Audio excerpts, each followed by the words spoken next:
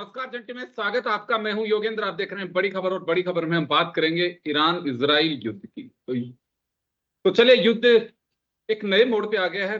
Cease fire तो है, लेकिन कई पेच इसमें फंस रहे हैं। अब लगता है कि ट्रंप हॉर्मुज स्ट्रेट को एक नए टूल के रूप में या नए हथियार के रूप में वो प्रयोग करना चाहते हैं, क्योंकि सबकी आवश्यकता भी है। उन्होंने चीन पे भी भरोसा जताया है, जहां चीन को 2 दिन पहले उन्होंने कहा था चीन को बड़ा नुकसान झेलना पड़ेगा। उसमें उन्होंने भी अपना पलटवार किया था, लेकिन अब शी जिनपिंग और ट्रंप मिलने को बेताब हैं।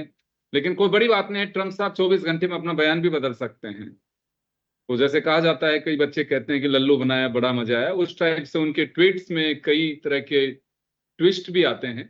कभी भी कुछ कह सकते हैं। हाँ, लेकिन हॉर्मुज स्ट्रेट को लेकर के ये जरूरी है कि वो दुनिया का एक सपोर्ट हासिल करना चाहते हैं।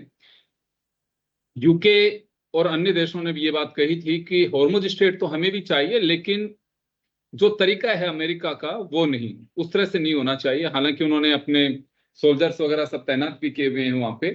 और दूसरी तरफ लेबनान और इसराइल की भी वार्ता की बात सामने आ रही है, लेकिन उसमें हिजबुल्लाह को शामिल नहीं किया गया। उन पर अटैक्स भी जारी हैं। खैर, चौतरफा चीजें चल रही हैं। दूसरी तरफ पाकिस्तान भी कह रहा है कि एक बार फिर से वार्ता हो सकती है। ईरान के डेलीगेशन के साथ उनकी चर्चा हो चुकी है और कमिंग डेज में ही अमेरिका के साथ में ये चर्चा हो सकती है। खैर चलिए, हमारे साथ विशेषज्ञों का पैनल तैयार है। पूर्व आईएफएस और विदेश मामलों के जानकार गौरीशंकर गुप्ता साहब हमारे साथ हैं। डॉक्टर करोड़ी सिंह साहब हमारे साथ में हैं। रक्षा विशेषज्ञ जनरल एसपीएस कटेवा साहब हमारे साथ में हैं। सभी का स्वागत है।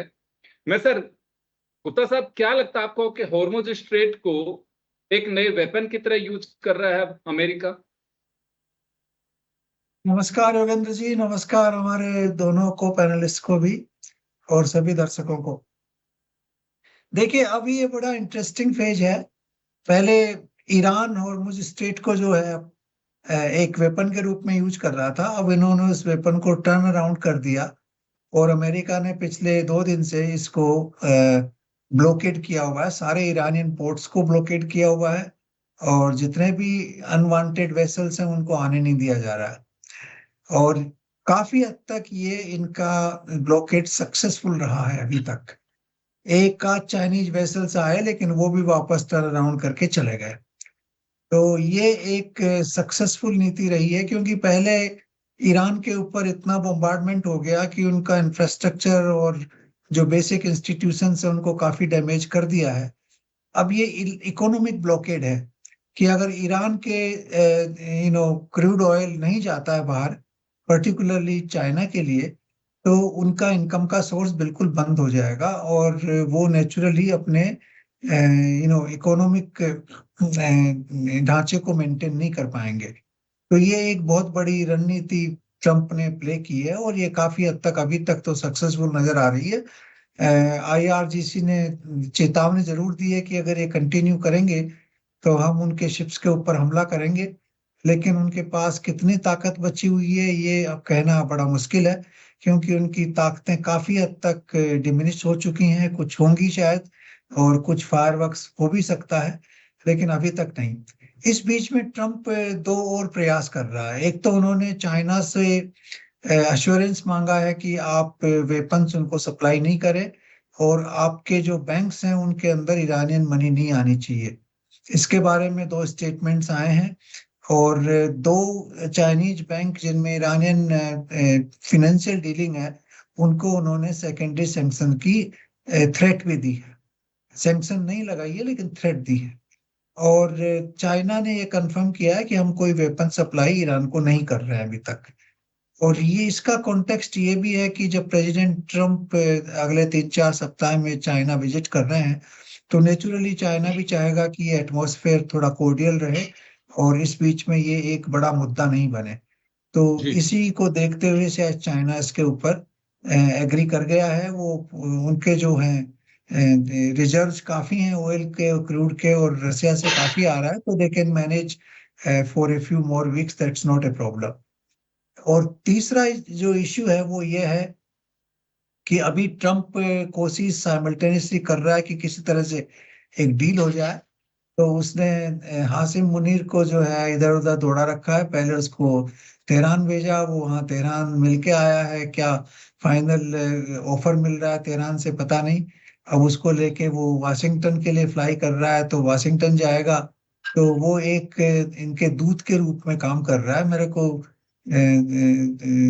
पता लगता है कि नेचुरली हासिम मुनीर की बहुत जी जबरदस्त प्रेस्टीज इसमें बन गई है। पाकिस्तान को बड़ा डिप्लोमेटिक एडवांटेज भी मिल गया है इसकी वजह से। जी लेकिन जो भी है, अब कहाँ तक ये सक्सेसफुल होता है। और साइमल्टेनियसली जो आप बता रहे थे कि लेबनान और इजराइल के बीच में भी वार्ता चल रही है। शायद कल वार्ता हो जाएगी इनके बीच में। हिजबुल्ला का उसमें कोई रोल इसलिए नहीं है क्योंकि लेबनान भी हिजबुल्ला से परेशान है। लेबनान भी नहीं चाहता कि हिजबुल्ला वहां पे इस तरह की दादागिरी करे और एक्स्ट्रा कॉन्स्टिट्यूशनल अथॉरिटी एक्सरसाइज करे। तो जी देखिए उसमें क्या होता है, कुछ कह नहीं सकते। लेकिन अभी जी तक जो इनका सीज फायर है वो होल्ड कर रहा है। और आशा ये है कि शायद कुछ ना कुछ सोल्यूशन अगले आने वाले दिनों में मिल जाए, क्योंकि जी प्रेसिडेंट ट्रम्प की डोमेस्टिक कॉन्स्टिट्यूएंसी का भी बहुत ज्यादा उसके ऊपर दबाव है कि आप युद्ध को आगे नहीं बढ़ाएं। और प्राइस राइज भी, वहाँ इन्फ्लेशन भी काफी हो रहा है अमेरिका में। तो इन सबको देखते हुए मेरे को लगता है कि ट्रम्प की नीति यही होगी कि किसी तरह से एक डील, रेस्पेक्टेबल डील जो उनको लगे वो साइन हो जाए, और उसके बाद जो है ये युद्ध विराम पहुंच जाए। बिल्कुल आप सर सही कह रहे हैं, क्योंकि सही दिशा में जा रहा है दुनिया जिस बात को लेकर के चिंतित है। और ये शांति बहाली की पहल के चलते ही क्रूड ऑयल के दाम भी डाउन हुए हैं। और मुझे लगता है कि अगर ये युद्ध खत्म होता है तो बाजार भी अपना रंग दिखाएगा। चलिए मैं करोड़ी सिंह साहब का रुख करूंगा। सर एक बड़ी बात और सामने आ रही है कि इसी बीच पुतिन ने भी भारत आने का मन बनाया है और भारत के साथ में चर्चा है। कहा जा रहा है कि ब्रिक्स भी अब इसमें कुछ पहल कर सकते हैं, तो ये कुछ इम्पैक्ट नया आएगा इसमें। देखिए योगेंद्र जी, अभी ब्रिक्स की प्रेसिडेंसी है वो भारत के पास है। जी और अगर भारत इनिशिएटिव लेता तो जब वार चल रहा था उसी समय लेता, क्योंकि पिछले जून में जब लड़ाई हुई थी अमेरिका, इजराइल और ईरान की, तो उस समय ब्राजील के पास थी और ब्राजील ने कंडेम किया था इसको। लेकिन भारत ने इसमें कोई डिसीजन नहीं लिया है, न कंडेम किया है, न कोई जॉइंट स्टेटमेंट इश्यू किया है। भारत ने कुछ भी निर्णय नहीं लिया है। तो मुझे नहीं लगता कि इसमें निर्णय होगा। आपने कहा कि पुतिन आ रहे हैं। देखिए भारत को अमेरिका ने ऑयल पे सैंक्शंस वेवर दिया था। रशिया का सैंक्शंस वेवर 12 तारीख को खत्म हो गया। ईरान वाला है वो 19 को खत्म हो रहा है। और स्कॉट बेसेंट जो अमेरिका के कॉमर्स मिनिस्टर हैं, उन्होंने ये कह दिया है कि हम इसको एक्सटेंड नहीं करेंगे। तो जी भारत की जो ऑयल रिक्वायरमेंट है वो भारत के लिए बड़ा इंपॉर्टेंट है। और रशिया से कैसे वो पूरी हो सकते हैं, उसके दो रूट हो सकते हैं। एक दो व्लादिवोस्टोक से चेन्नई वाला रूट है जो कॉरिडोर है, और दूसरा रेड सी वाला अभी तक खुला है। हो सकता है कि स्थिति बिगड़े तो वो बेबल मंदाब वाला स्टेट्स है वो बंद हो जाए। लेकिन इधर वाला रूट है तो उससे कितना ऑयल आ सकता है, किस रूप में आ सकता है, ये भारत के लिए बहुत बड़ा कंसर्न है। जहां तक बातचीत का सवाल है, देखिए पाकिस्तान बहुत ज्यादा एक्टिव है। पाकिस्तान के प्रधानमंत्री और वहाँ के विदेश मंत्री, रक्षा मंत्री वो सऊदी अरब गए और सऊदी अरब से आज कतर भी गए हैं। तो पाकिस्तान इन जो अरब ममालिक हैं उनको भी साथ लेके चलना चाहता है इसमें, कि इस तरह का एग्रीमेंट हो उसमें इन देशों का हित भी पूरा हो। तो अब एग्रीमेंट, मुझे नहीं लगता कि अगली एक बैठक में कोई बहुत बड़ा एग्रीमेंट हो जाएगा। ज्यादा से ज्यादा ये हो सकता है कि सीज फायर को वो 22 तारीख से आगे कुछ एक्सटेंड कर लें, जिसकी संभावना मुझे ज्यादा लग रही है। लेकिन ईरान की जो एक बहुत बड़ी डिमांड थी पिछली बातचीत में, वो था हुती को, लेबनान को में जो है वहां पे उनको सीज फायर में लिया जाए, और उसमें सीज फायर की प्रक्रिया आगे बढ़ रही है। लेकिन उसमें जो मुख्य बात है वो ये है कि लेबनान की सॉवरेंटी और इंडिपेंडेंस, इंटेग्रिटी को रिकॉग्नाइज किया जाए। तो इजराइल ने एक बहुत बड़ा पार्ट कंट्रोल कर रखा है सदर्न लेबनान का। क्या वो इजराइल आसानी से छोड़ देगा, उसकी संभावनाएं मुझे बहुत कम लग रही हैं। तो सीज फायर एग्रीमेंट भी हो जाए तो वो अब बहुत आगे बढ़ने की संभावना नहीं है, और ईरान ये चाहेगा कि उस पर भी कोई कॉन्क्लूसिव रिजोल्यूशन हो। अब देखिए चीन का और जो ये ब्लॉकेड को ब्लॉकेड कर रखा है, क्योंकि होर्मुज स्ट्रेट को तो ईरान ने ब्लॉक कर रखा है, उस ब्लॉकेड को फिर अमेरिका ने ब्लॉकेड किया है। और चीन के ऑयल की इतनी दिक्कत नहीं है जितनी भारत को दिक्कत है, भारत को ऑयल कैसे मिले। तो चीन ने, ट्रंप ने भी ये कहा है कि चीन हथियार नहीं दे रहा है, और चीन भी खुश है कि हम होर्मुज को खुलवा रहे हैं।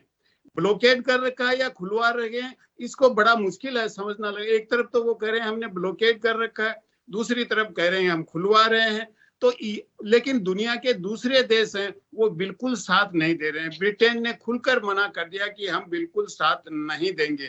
तो ऐसी स्थिति में किस तरीके से आगे बढ़ते हैं, लेकिन वेन्यू शायद अभी भी ये मान के चल रहे हैं कि इस्लामाबाद ही होगा, और उसमें कुछ बातचीत बन सकती है। जैसा गुप्ता जी ने बताया कि मुनीर वहां से ईरान जाके आ गए हैं, बातचीत हो गई है, और उनका जो मैसेज है ईरान वाला वो वाशिंगटन भी वो कन्वे करेंगे।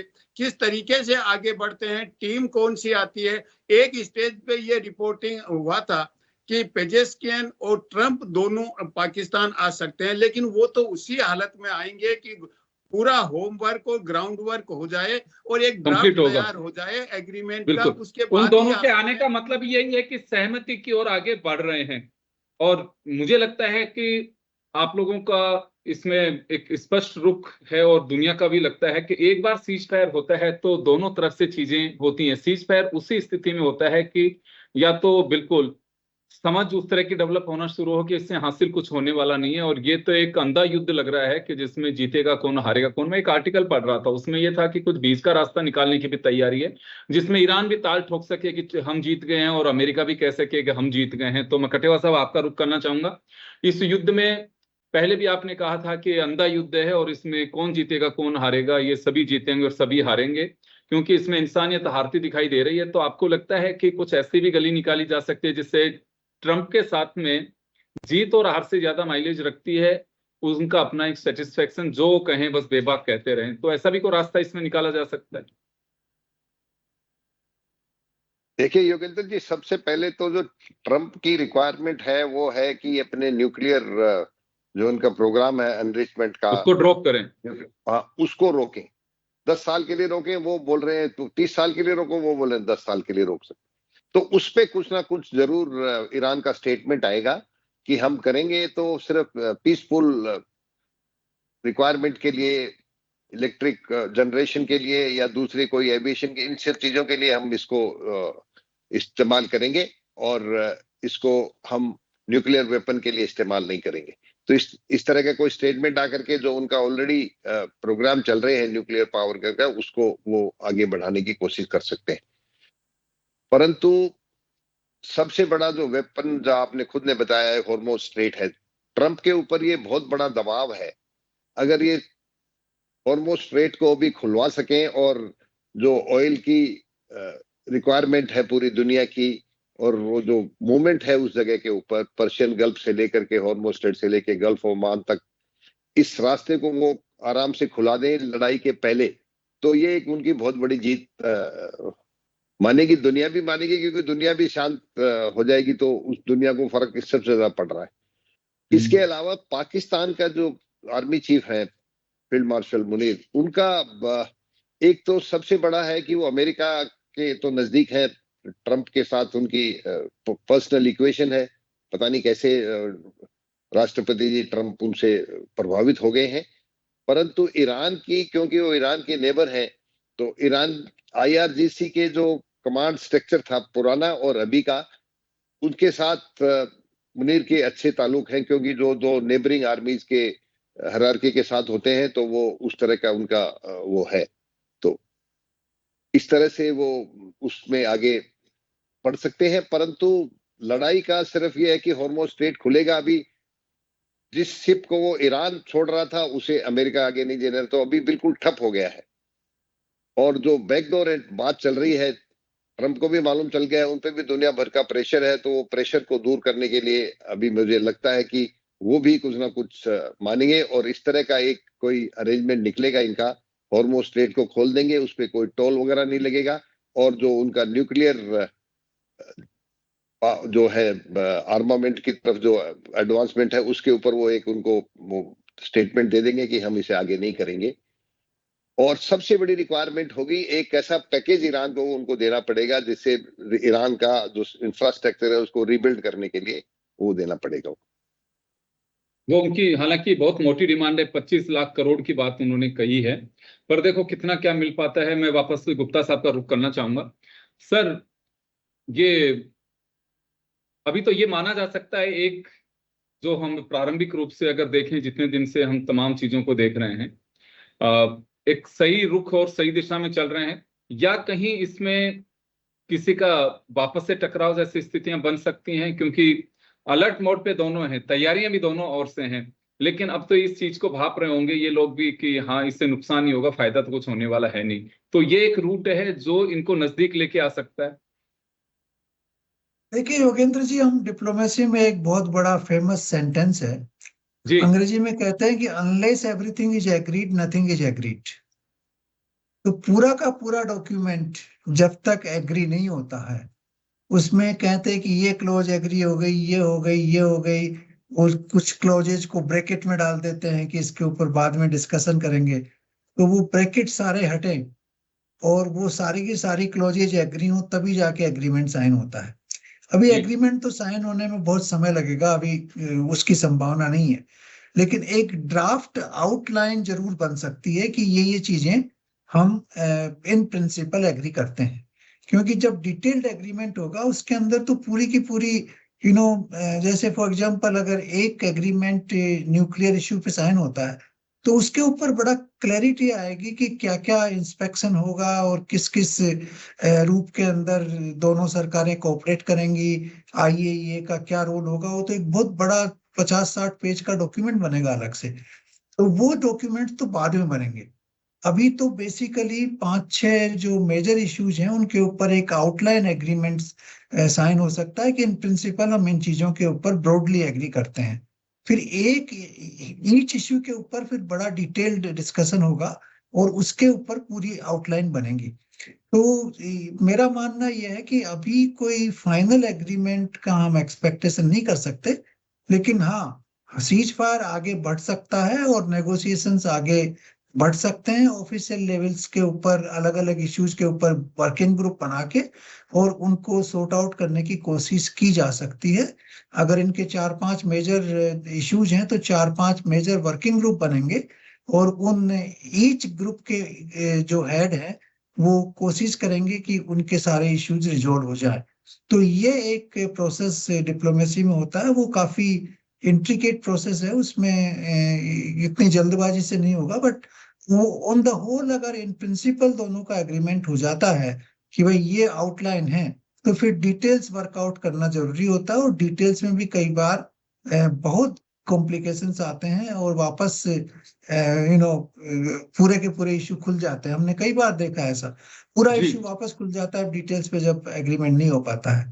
तो अभी तो ये काफी इफ्स एंड बट्स बहुत हैं। There are many it slips between the cup and the tea, तो वही चलेगा between the cup and the lip. So अभी तो देखते रहिए, लेकिन यस जी अभी एज ऑफ टुडे ऐसा लग रहा है कि चीजें राइट डायरेक्शन में जा रही हैं और शायद सीज फायर आगे एक्सटेंड हो जाए, नेगोशिएशंस और आगे बढ़े और किसी स्टेज पे एक फाइनल एग्रीमेंट दोनों साइड रीच कर लें। बिल्कुल सर, क्योंकि यही उम्मीद की जानी चाहिए, क्योंकि इसी एग्रीमेंट पे दुनिया की निगाहें टिकी हुई हैं और मुझे लगता है कि आने वाले दिनों का भविष्य भी इसी पे टिका हुआ है।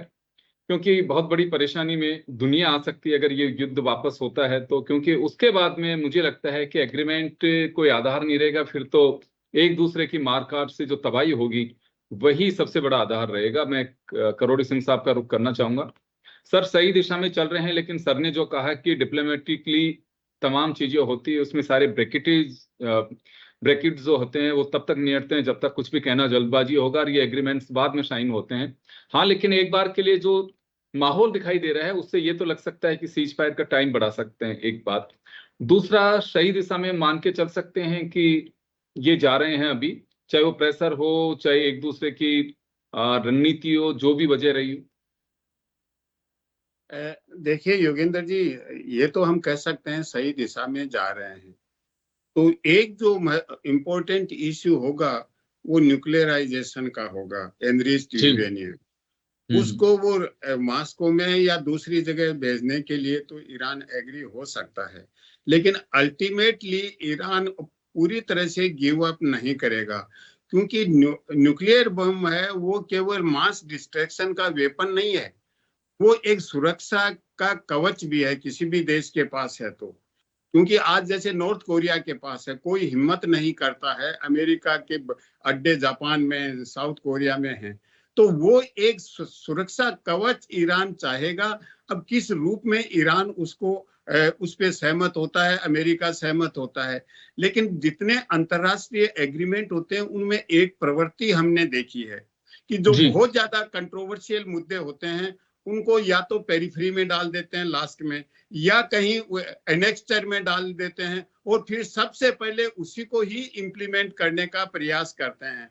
क्योंकि जब होर्मुज को खुलाने का मामला सिक्योरिटी काउंसिल में गया, बहरीन लेके गया, तो उसमें एक वर्ड था कि बाय ऑल मीन्स। तो बाय ऑल मीन्स का अर्थ ये था कि इमीडिएटली अमेरिका सेना यूज करेगा, और इसीलिए चाइना ने, रशिया ने उस पे वीटो किया, क्योंकि उनका जब गाजा का पीस पे सिक्योरिटी काउंसिल का रिजोल्यूशन था, उसमें पीस के लिए तो केवल गाजा के लिए था, एक लिमिटेड पीरियड के लिए था, लेकिन कुछ ऐसे वर्ड्स थे जिनको यूज करके ट्रंप ने उसको इंडेफिनेट मान लिया और वो बोर्ड ऑफ पीस बना दिया, जिसमें कोई ये ऐसा नहीं है कि 2027 तक रहेगा। तो ये प्रवृत्ति इंटरप्रिटेशन की होती है, तो इसमें भी ये समस्याएं कुछ इस तरह की आ सकती हैं कि इंटरप्रेट कोई ढंग से करे या नहीं करे।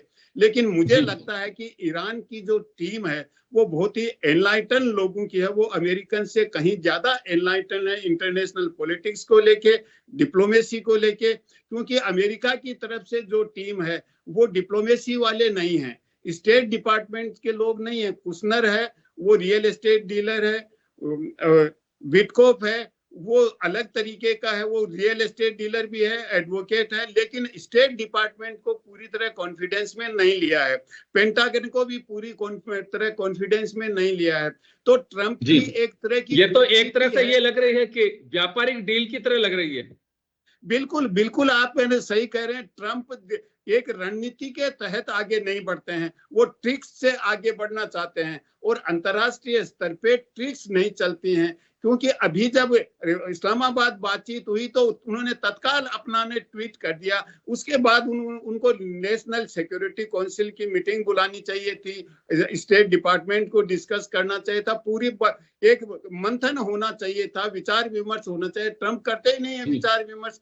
तो इस तरह की प्रवृत्ति है, उसमें मुझे लगता है कि अमेरिका के लिए वो ज्यादा नुकसानदायक हो सकती है जब नेगोशिएटिंग प्रोसेस चलेगी। यहाँ सर एक सवाल और है मेरा छोटा सा, एक टाइम पीरियड के बाद में शायद कांग्रेस से भी अनुमति लेनी होगी ट्रंप को, अगर इस युद्ध को बढ़ाते भी हैं या फिर सीज फायर भी रखते हैं, क्योंकि सीज फायर का मतलब है कि युद्ध का ही एक उसको टाइम मान के चलते हैं।